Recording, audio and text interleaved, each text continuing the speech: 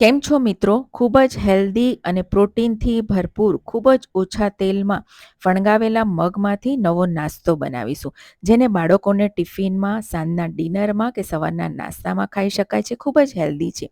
તેના માટે મેં અહીં ફણગાવેલા મગ લઈ લીધા છે. મગને રાત્રે પલાળી દેવાના, પછી સવારે કોઈ પણ કોટનના કપડામાં બાંધીને 2 દિવસ તમે રાખશો તો એક સરસ ફણગા ફૂટી જશે. હવે આપણે એક મિક્સર જાર લઈ લઈશું. એમાં 1 કપ ફણગાવેલા મગ લઈશું. મગને મેં ધોઈને સરસ કોરા કરીને લઈ લીધા છે. ત્યારબાદ 2 મોટી ચમચી આપણે લીલી ડુંગળી લઈશું, લીલો ભાગ લઈશું. વધુ હેલ્ધી બનાવવા માટે તમે પાલક પણ લઈ શકો છો. અહીં મેં થોડા લીલા ધાણા લઈ લીધા છે અને ત્યારબાદ મેં અહીં આદુનો ટુકડો ઝીણા ટુકડામાં કટ કરીને લીધો છે. લસણની 5 કળી ને 3 લીલા મરચાં લીધા છે. તીખાશ તમે તમારા ટેસ્ટ મુજબ લઈ શકો છો. હવે મિક્સર જારમાં આપણે પહેલાં આમને આમ થોડું દરદરું પીસી લેવાનું છે. ત્યારબાદ 2 થી 3 ચમચી જેટલું પાણી નાખીને સરસ પેસ્ટ આપણે બનાવી લેવાની છે. જુઓ આપણું સરસ પીસાઈ ગયું છે. આ રીતની પેસ્ટ તૈયાર કરવાની છે. એને એક બાઉલમાં કાઢી લઈશું. બાઉલમાં કાઢી લીધા બાદ હવે એમાં આપણે અડધો કપ સોજી નાખીશું. મેં અહીં ઝીણી સોજી લીધી છે અને એને આપણે સરસ મિક્સ કરી લઈશું. સોજીને સાથે તમે બેસન અને ચોખાનો લોટ પણ થોડો નાખી શકો છો. એનો ટેસ્ટ પણ સારો આવે છે. હવે મેં મિક્સર જારમાં 2 થી 3 ચમચી જેટલું પાણી નાખી અને એમાં મિક્સ કરી દીધું છે અને એને 1 થી 2 મિનિટ માટે આપણે સરસ ફેટી લઈશું. જુઓ સરસ ફેટાઈ ગયું છે. એને 5 મિનિટ માટે ઢાંકીને રાખી દઈએ.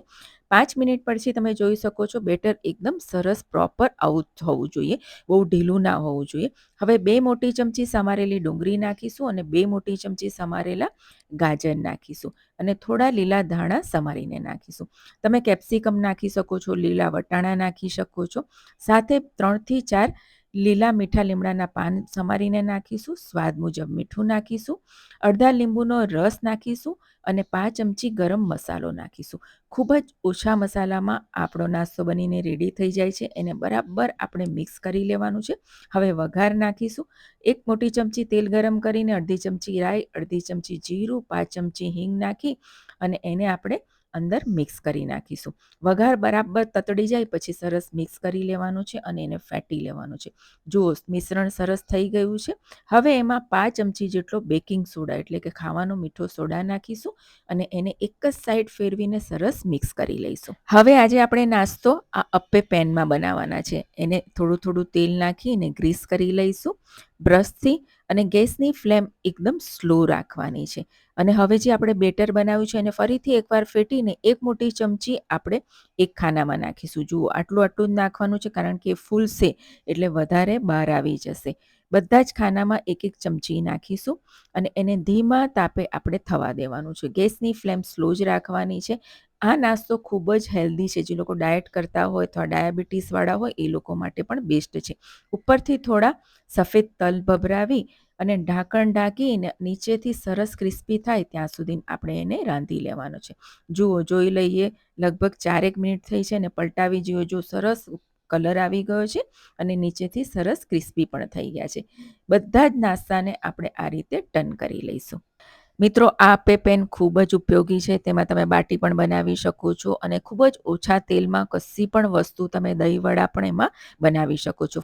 ફરીથી ઢાંકીને બીજી બાજુ પણ સરસ આપણે ક્રિસ્પી થવા દેવાના. જુઓ સરસ થઈ ગયું છે. કલર પણ સરસ આવી ગયો છે. એને કાઢી લઈશું અને આ જ રીતે બાકીના બીજા અપ્પે પણ આપણે બનાવી લઈશું. તો મિત્રો પ્રોટીનથી ભરપૂર એકદમ ટેસ્ટી એવો આપણો નાસ્તો બનીને રેડી થઈ ગયો છે. તમે જોઈ શકો છો અને ખૂબ જ ઓછા તેલમાં. જે લોકો ડાયટ કરતા હોય છે એ લોકો માટે પણ આ બેસ્ટ રેસીપી છે. તમે ખાઓ ને એટલે તમારું પેટ ભર્યું રહે અને બધા જ વિટામિન્સ અને મિનરલ તમને મળી રહે.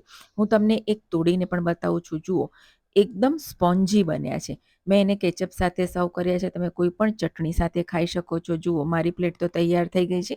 હું તમને ટેસ્ટ કરીને પણ બતાવું છું. જુઓ એક આપણે અપ્પે લઈ લઈશું અને અપ્પે પણ કહેવાય છે અને એને તોડીને જુઓ એકદમ સ્પોન્જી છે અને તમે કેચઅપ સાથે ચટણી સાથે ખાઓ ને તો મજા જ પડી જાય.